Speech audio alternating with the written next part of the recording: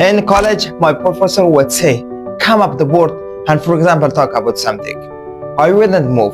If I did, my brain go blank. This video is about what that fear actually was and the one sentences that changed how I deal with it for good. It wasn't the subject that scared me.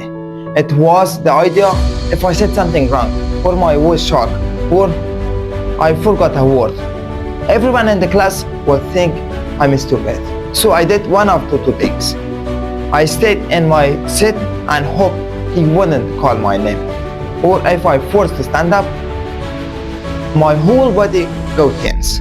And halfway through, my mind go blank. I forgot things I knew perfectly well 5 minutes earlier. There is something I learned later I wish I knew back then.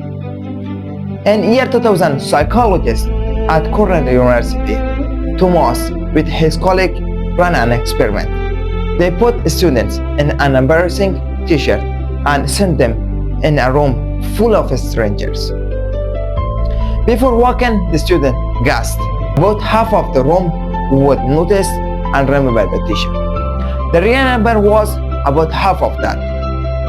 People consistently believe they are being watched and judged, about twice as much as they are actually. Psychologists call this spotlight effect. You are being acted like you are standing under a spotlight, but almost everyone else in that room will think about themselves, not you. They are worried about their turn to speak or their own t-shirts, not you. But knowing this once wasn't actually fix it. What it fixed it was simpler and harder at the same time. I started putting myself in that exactly situation while I was still scared. Not after it, my fear went away. It was still there. Every time I stood up, I still was shocking. I still go blank. But that is the real moment that things start to shift. Not because my fear disappeared, because I proved myself over and over I could do it. Survive unscared. I heard a quote once that changed completely how I look at the fear.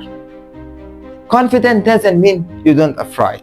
Confident means you're afraid, but you do anyway. That is the whole shift.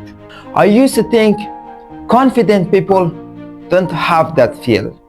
Now I know it's wrong. They feel it, but they don't let it be deciding to vote. I still feel that fear sometimes, honestly. When it shows up, I tell myself one thing. No one thinking of you near as much as you think you are.